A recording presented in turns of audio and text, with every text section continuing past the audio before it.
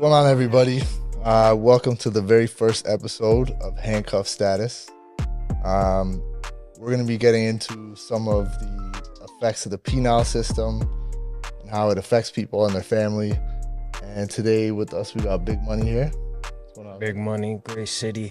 Got 'em. What's going on, man? Thanks for coming out. First, let's get a little bit of background about you. Like, where'd you grow up? Grew up downtown Parkdale, Yeah. like King and Dufferin area. Oh, yeah. Yeah. What was that like growing up as a kid? Man, there was government housing, Toronto Metro housing, upbringing, you know? Yeah. So it's like, it's very like together, like tight-knit community. Everybody knows everybody. My grandma, or my mom's adopted mom, and like the people I was raised with been out there like 3 generations. So Oh, yeah. we had like, we're rooted in Parkdale, you You know? got family ties out there, eh? Yeah, Parkdale was. That's all right. Right. What was your childhood like growing up out there? Man, it was rough. We didn't have much, you know? Usually people in like Toronto Metro housing don't have much. So we didn't have much.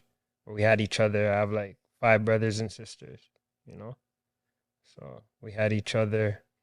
My mom wasn't really around when I was young. Yeah. She was locked up for like a domestic manslaughter. Oh shit. So I was like raised with like my adopted family. Yeah, it was rough, man, but it was like hood. What Hood. are you The gonna hood, do? man. Yeah. You know, you love it, you miss it.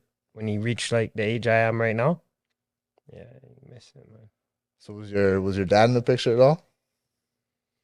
My dad was there, but like off and on. Yeah. Yeah, off and on.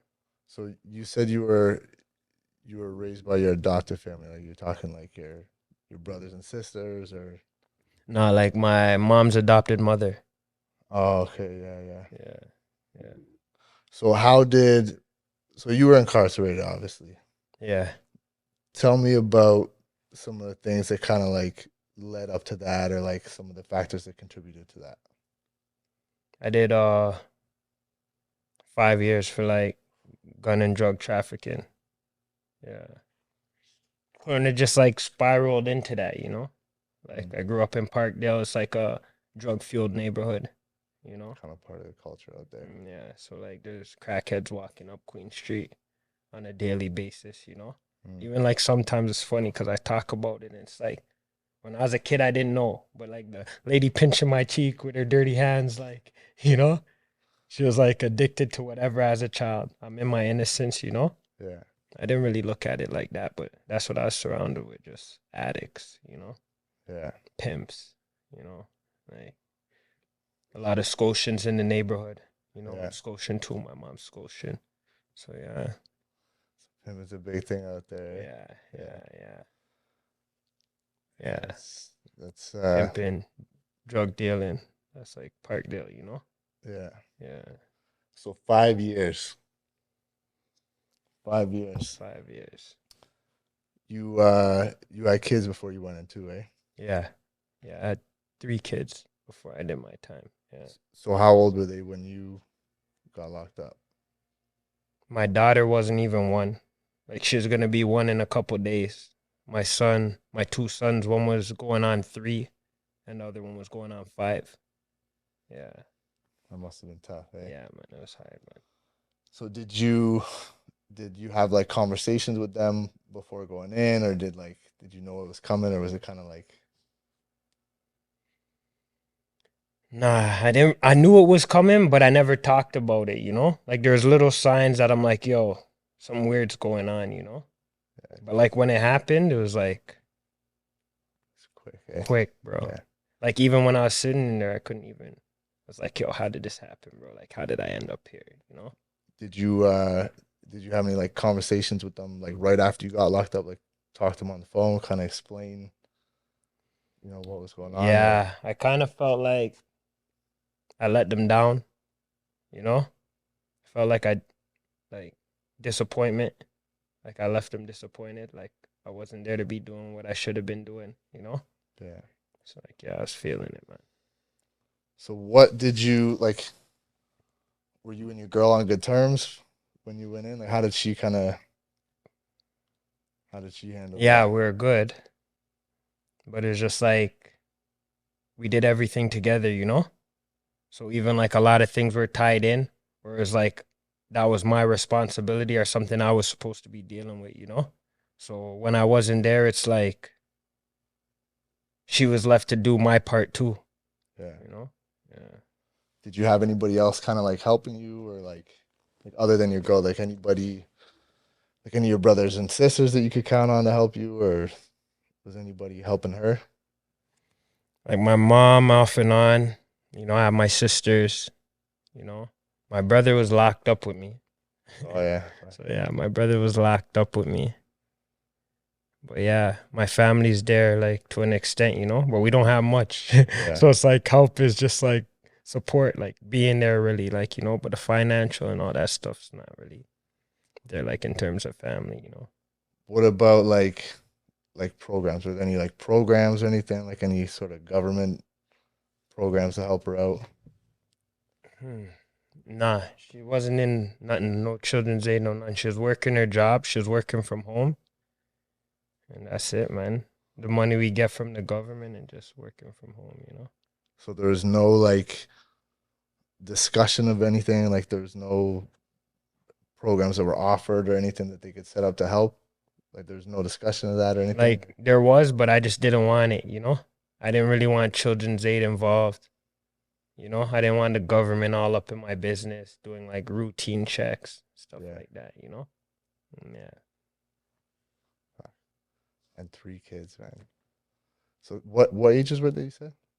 One wasn't one. Yeah, she was about to be 1, going on 3 and 5.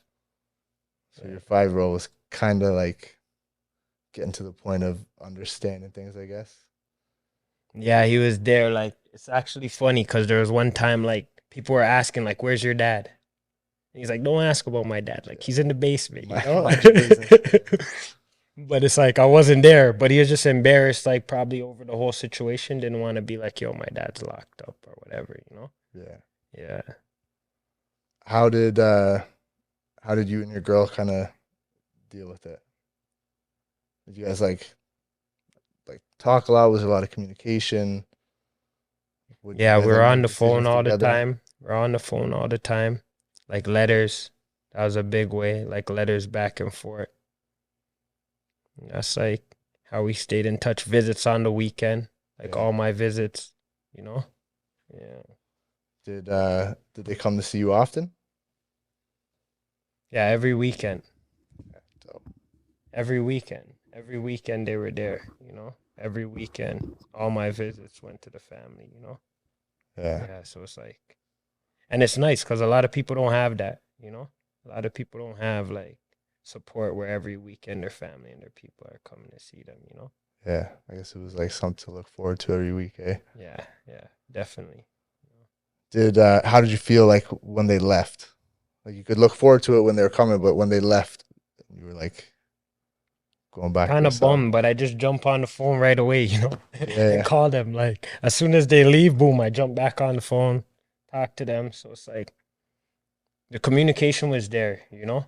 Like we talk every day, all day, you know, we write letters back and forth, and on the weekend I see them. So like in terms of support, like it wasn't lacking, you know?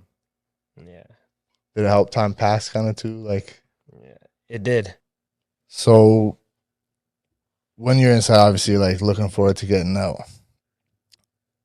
How did you envision getting out and kind of like getting reacquainted with your family? Like, did you just think you're gonna get back and like things were gonna be, all good, or did you have like a plan? Did you guys like You know, it's funny, bro. Nothing went as planned. nothing was planned? Eh? Nothing went as planned. Nothing was how I thought it was gonna be. You know, it's like things are good, you know? But yo, when you're inside, it's like you get all these like augmented realities, you know? Mm-hmm. Like you already have certain habits you're accustomed to. The only reason you're not living the way you've been living is because you can't. Yeah. You know? So you get in there and guys are on the phone. Even me, as an individual, you're thinking like, yo, I'm gonna get up. Everything's good, good, good. You know, I'm gonna do this. And it's Yeah. like it's a good thought. It's like how it's easy to say something, but hard to do it, you know? Yeah, yeah. So it's like, yeah, you could say, oh, when I go on road, I'm going to work out every day and I'm going to eat Be good. healthy. Yeah, yeah. Well, you have all the time to think, right? So you're just sitting there thinking about how it's gonna be when you're out. So did you have like a plan in place, or you just thought you're gonna like get back into it? And No, my plan was like when I go home, first it's like prioritize the home. And then like I have to build something that's like solid and like long term, you know? Mhm. Because since I'm like 13, 14, I'm in and out of jail, you know? I'm doing little silly things, stealing cars, you know, petty things like when I was younger, you know? Yeah, But it slowly like started escalating without me even noticing, you know? To the point like it became what it became, you know? It wasn't even like I sat down and I'm like, yo, I'm gonna do all this. I'm gonna do this and this. It's just like opportunities arise as I was doing other things, and it's like, yeah, I'm gonna try and take on this opportunity, you know? hmm, That might not even really be an opportunity in the long run because it set me back 5 years, right? yeah. So yeah. So you said that nothing went as planned. Yeah. So like, what was your plan, and then how did it actually go? My plan was I'm gonna come out here. Everything's gonna be structured kind of like how it been when I was locked up, you know, like wake up, eat breakfast, work out, do this, do that. And then I have things I wrote down, you know, just in terms of goals. And it's like when you're sitting in there and you have all that time to think, you could think of a million things you could do with that time that you're wasting, you know? Yeah, When you get out here, you have to pay bills. Like it's not the same. You don't get your food pushed to you on a cart 3 times a day where you just sit and wait for it. You have to go out and get your food. You have to make money for your food too. yeah, You know, so it's like it's hard, man. It's hard when you get out here, you know? And that's what they teach you too in the pen. Like they say like when you go home back to your family, like that's the hardest phase like an individual could go through because it's like your girl goes so long without you being there. You go so long without actually living in the house with her. So she's stuck on her routines and the house is structured a certain way. Then boom, you come back into place. yeah. You know? Probably feels a little bit like awkward at first, kind of. And you're changing up a lot of things because wifey already has her structure and how she does her thing, you know? Yeah, Now the man of the house is back in the house, you know? So even my biggest son, he doesn't have to kind of play the man of the house and be doing little things that he was doing when I wasn't there. You know? how did they react when you got back? How did your eldest son react when you came back? They're just super happy, Yeah, excited, you know? Like sometimes I see like we'll butt heads too, you know? yeah, Because he just thinks he's grown. Or like he went 5 years not having to listen to me not being there. Then I come and it's like, this is how you're gonna do this. Or yeah. this is what it You, is. yeah, And it's like, who are you? You know? Like, yeah, I talked to you on the phone, but bro, you've been doing this. Like, you yeah. know? Yeah, so it's like you have to build back that bond with the kids too, you know? And I guess you kind of had to really get to know your daughter. Yeah. You know, you saw her on weekends and stuff, but And it's awkward, you know, like as a man when you have like a little girl and you missed out on all the young days, like, you know, because when she's young, you could do certain things and you don't feel uncomfortable doing it. Like my daughter's big. yeah, Like she's big, like, you know? So for me to do certain things, it just feels uncomfortable. So I just leave her mom to do it, yeah, you know? But it's like if she was 2, 3, I wouldn't really feel uncomfortable to do certain things, you know? yeah, So it's just like I missed all of that. And that's probably the biggest thing with the separation thing, you know? Just missing out on all those memories, milestones, or events that happen throughout the child's life and you can never get them back, you know? Hmm. Yeah. How long you been out now? 2 years? 2 years? Have things kind of like normalized? There's things you're still kind of getting used to, or like, I think I'm just kind of starting to find my footing, man. yeah, Like since being out, you know? It took me like 2 years just to kind of get back into the groove, like catch back up, like, you know? yeah, Like I was shocked for a minute, like just like kind of like culture shock a bit. Like, you know, got back out here, like everything's different. The whole scene's different. Kids that were like 13 are like 18 now.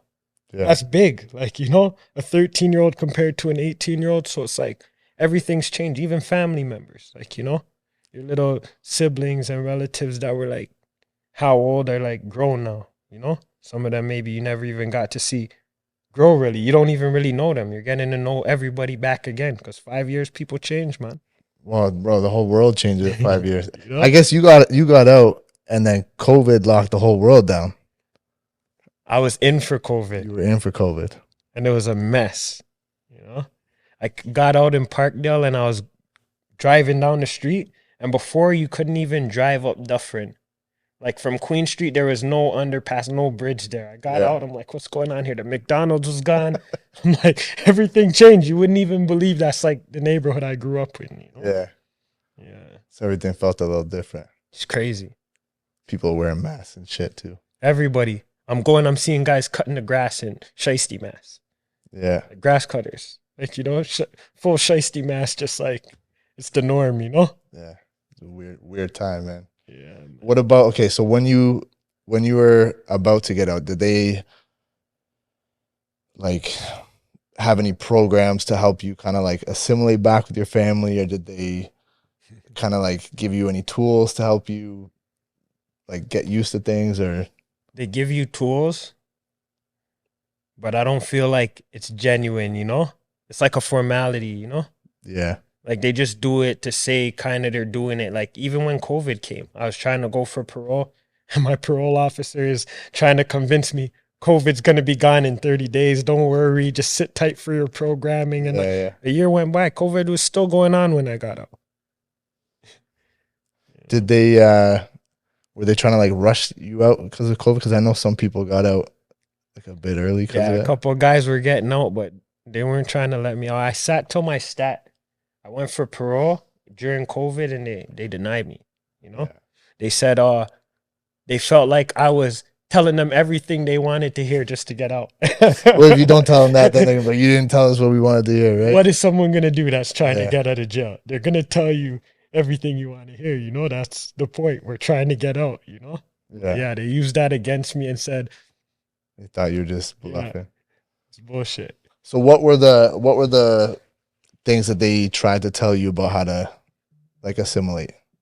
Like the ones that you said were like, it felt like it was just a formality. Like what was offered to you? Their whole programming is set up around like addiction and for the addicts, you know?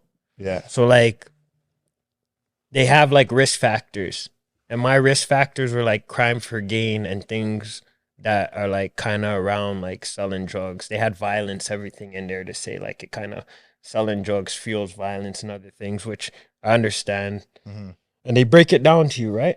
But their whole program that is structured is for like the addicts that come in and to accelerate their release. It's not really made for like the urban culture that's doing time, like the guys that were selling the drugs. It's made for the guys that were using the drugs. So when you base your programs around that, it's not really for help. me. Yeah, it doesn't really help you out. You know? Why am I going to sit there and pretend like I have an addiction to whatever these guys are in here for? And that's how I can't pretend that that's my issue, you know? So it's like crime for gain is strictly like, if money's involved, this guy might take a risk, you know? The programming wasn't around that. So what would you, like if you had to create a program to help somebody like gain the tools to, you know, connect with their family when they got out, how to like assimilate back and like, you know, how to make that process better. If you had to come up with a program that would help someone with that, what would you do? Like, what would you want to see them provide to people who are like just about to get out that would help them, give them like tools that are actually going to help them? What they do is they try help you get your ID. Yeah. And those little things, you know, that you do anyways if you go out, because you can't function without ID and certain things. But that's what their help is, getting you ID and the certain things you would need that you would already have to do by yourself, you know? And then they go, all right, go out there and thrive. Yeah, good luck. But it's like, they don't open no type of doors for you to find work, anything like that. Even when you go out and you're parole officer, it's like, find work. You know, you have a certain amount of time, find work and come back and tell me you found work. You know? Sometimes it's not that easy, especially with a criminal record, you know? Some guys do it, some guys don't. You know, there's a lot of guys that come out and try and find work. They just don't know where to start. Yeah. And that's the issue. Now, when you let a guy out like me, that wants to work or do somewhere, has a family to provide for, and then I don't get parole. I come out on my stat, I go straight home, but the parole, like the halfway houses in the parole board, when you're on parole, at the halfway house, they have things set up where by the time you get out the halfway house, you'll have a job, you know, you'll have a little something going on for yourself. But if you're going to hold a guy till his stat and he doesn't even get that little 6 months or something where he gets that help or people that assist with him, like integrating back into the community, how do you expect them to thrive? So there was nothing that they did to Nothing. try to I help got you, out. or I had a parole officer that I had to see twice a week, and it was like, you need to be in school or work. Hmm. You know, bring me proof of that. and that's it. You know, yeah. And she's like, oh, we because it was in COVID too. A lot of the programs and little things they have to offer weren't available. You know, but they have a job like workshops and little things like that you could go to and whatnot. But like for someone like me, now I have 4 kids. Before I had 3 kids. How can I take care of 3 kids making $16, $17 an Or hour? you can't even take care of one person with that. You know? And it's like, no, you have to learn how to just satisfy and not whatever and just do it and get through it. But really it's just part of the system. It's just to get you through parole. They don't care if you're doing well or what's going on. It's just like, that's why I say it's just like formalities, you know? Just show the taxpayer, okay, this is what we're doing. Okay, this is what's going on, or whatever else, you know? They're like covering their ass, kind of. Yeah. Yeah. But at the end of the day, like a lot of guys violate and whatever. Why? Because they don't have the help. They don't have the resources. They don't have nothing. Half of them come out here and they end up, especially if you come out on stat, where do you think you're going to end up? You know?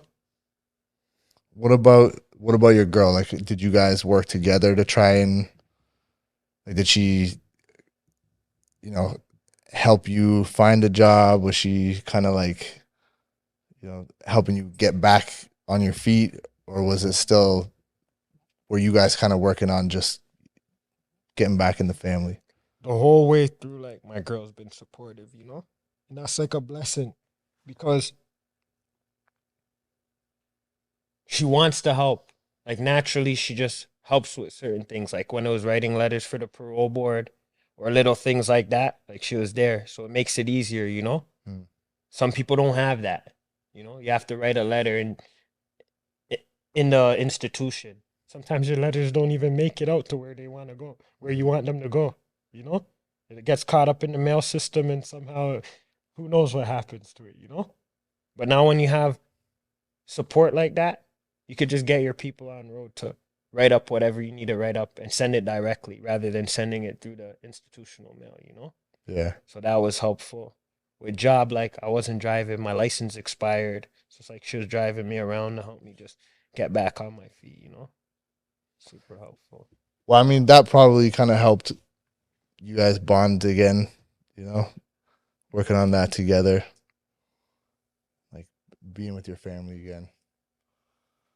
And it's not easy, you know?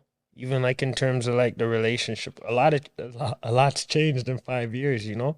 Even just like as an individual, like, you know, when I went in, I was 25, you know? 5 years, I come out, I'm 30, like, you know? So it's like, wow. That's a crucial time in a man's know? life too, man. Yeah, it's crazy, you know? And And then imagine now wifey, like yeah. a girl being like in her early 20s, then like going into the, like, it's a big change too, you know? Different wants, different needs, whatever it may be, you know? So it's just adapting and then not being together to grow through that together where it's like you're learning the person every day and like we grew to this. It's like plugged out. Oh, who is this now? Yeah. Like, you know, oh, I don't remember you doing that, or I don't remember that type of whatever behavior it may have been, or you liking her liking a certain thing. It could even be something that she's grown to like over 5 years, you know, that she never used to like, or whatever it may be. So it's just getting to know each other again too, you know. What was that process like? Did you guys like what did you guys do to? We're still in the process. Still in the process. Still in the process, you know. Even with the kids, still in the process, you know. Like there's no like fixing being gone for 5 years, you know. It's just kind of acceptance and then kind of getting over it, but like you can never get it back. The things I've missed out with the kids can never get it back. You know, the time I've missed out with the wife can never get it back. And that's just the biggest thing, you know. You can never get those moments back. Yeah. You know. Yeah, that's I can imagine, man. Like, what do you do with your kids now to try and like make up for some of that time? You know, I've always been a family man, so like going out and like bonding and spending time together is like it's priority for me, you know. I always spend time with the kids. If I have time outside of work or like me trying to provide for the home, you know, it always goes to the kids and wifey first. I would imagine quality time is like a big priority now. It is. And honestly, like yo, some of the most like relaxed and like peaceful times I had, like it may sound crazy, but when I was in the trailer, man. You know? Like when I was in the trailer, we don't have no phone. We don't have nothing. All we have is each other, a DVD player, a TV, pots and pans and food. Yeah. You know? And we're just locked in there together. Like that's all we have. You Yeah. know? The phone we have, we can't even make calls on. It's just for them to call and say we're checking up to make sure everybody's alive, you know? Yeah. So it's like, yeah, and that was like I cherish those moments, man. I was making igloos, snowball fights with the kids, you know? And I really can't do nothing else. Like I'm stuck there. Like that's all you get is like your family and your little clothes and your food you brought down here, you know? And it's a lot too for somebody to come out of the world where they could do anything they want and be locked up for 4 days. They never did nothing. They get their phone taken, everything too for the 4 days, you know? Yeah. So it's like, it's hard, man. It's hard on the kids, but the kids were super happy too. We're cooking together. So that was super good for bonding, you know? What advice would you give to anybody who was in, first of all, the situation that you were in before you got locked up, where you felt that things were kind of spiraling out of control and like snowballing and, you know? My advice is like, just be patient, you know? Don't rush things, you know? And try not to make decisions that you could regret. You know, there's so many ways to make money. Like honestly, like when it comes to like the time I did, it was all like just money. Like, you know, there was nothing more than that. Like me being young, leaving the home at 15, having bills to pay, and being like not knowing no better, not having nobody to teach me no better. Growing up in Parkdale, where this is like it's a norm to me. These things become normalized, like, you know, guys just chilling outside, doing the things you see in like metro housing, Toronto government housing areas, you know, it's just like trouble. There's nothing but trouble. We don't have money. We can't leave. We can't do nothing. Half the people that grew up in the neighborhood I grew up with, they don't even drive. They're in their 30s, 40s, 50s. I never had a license in their life because it's downtown living. Like everything's so accessible, you know? And if you never leave, you never really know more. You just kind of become comfortable in that, you know? And it's good that I left from young because I got to see other things and I've been through what I've been through. But my advice for somebody that's where I was at when I got locked up was just think about the decisions you make, man. Is it worth it? I don't feel it's worth it. Anything like the 5 years I did in the time away from my kids and my girl, like it wasn't worth it, man. What about advice to somebody who's just about to get out? Like, what advice would you give them that would help them kind of assimilate back with their family or kind of, you know, kickstart things to head in the right direction to make that process easier? Find a way to like remind yourself of what your goals were before you got out and just stick to them, you know, because it's easy to get caught up and carried away. You get out, all the people that didn't do nothing for you the whole time you're locked up want to be around again. You know, they're reaching out and like it's easy to just fall back into like old habits, the same things that had you inside, you know? And when you're inside, it's probably like nobody was checking for you. But the same people are going to try to draw you out and have you back in there again.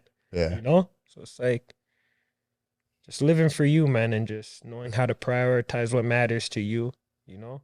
And then weighing if you like to be in jail and that's the type of life you want to live and you want to be locked up, or you feel it's worth it when you do the time for whatever it is that gets you the time. Like, I'm nobody to knock anybody. You know, everybody makes their decisions. But me as a person, I would say there's too many ways to make money.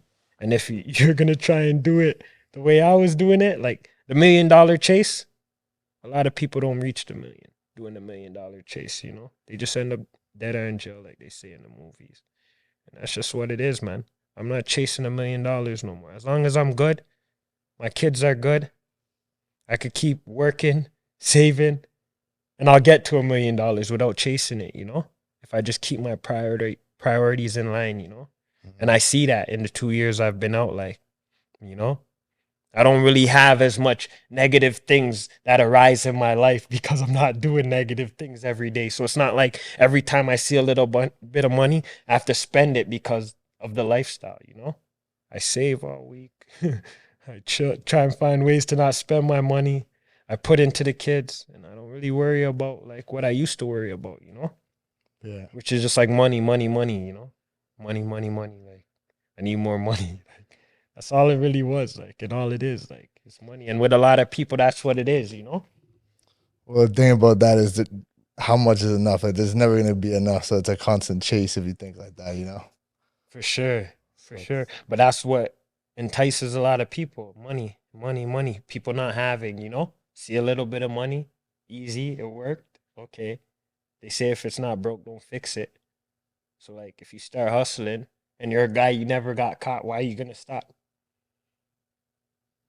You know? Yeah, eventually you're gonna get caught though. That's the problem, man. And That's the problem. ego is the hustler always thinks I could do it better. Yeah. Like, I could do it better than that guy and I won't get caught, you know? Like, yeah, the hustler always feels like they could do it and get away with it, or they could do something better, or they're smarter than, but it's the same game everybody's playing, man. Yeah. With the same type of players and the same regulation around it, you know? Yeah, so it's like, you don't really win, man. You have good moments. And it's like what I was talking to somebody about the other day. I'd rather have 80 okay years than 5 great years. Mhm. Like, I don't want 5 great years to just be miserable for the rest of my life, you know? Yeah. I'd rather 80 okay years. I'm good with that. You know? See, that's where a lot of people, they say, they're like, yeah, I'd rather, like, you know, live fast, die young. It's like you say that while you're like living fast, and then when it comes time, like when that's over, then you realize that it's like you said, 80 good years are better than, you know, a couple great ones. Great ones, yeah, for sure. You know? Listen, thank you for coming on. Thank you for sharing with us. Shout out to Private Spaceship. Oh, for sure. Yeah. This is Handcuff Status. I'm your host, Nick. Thanks for watching. Big money. Got 'em.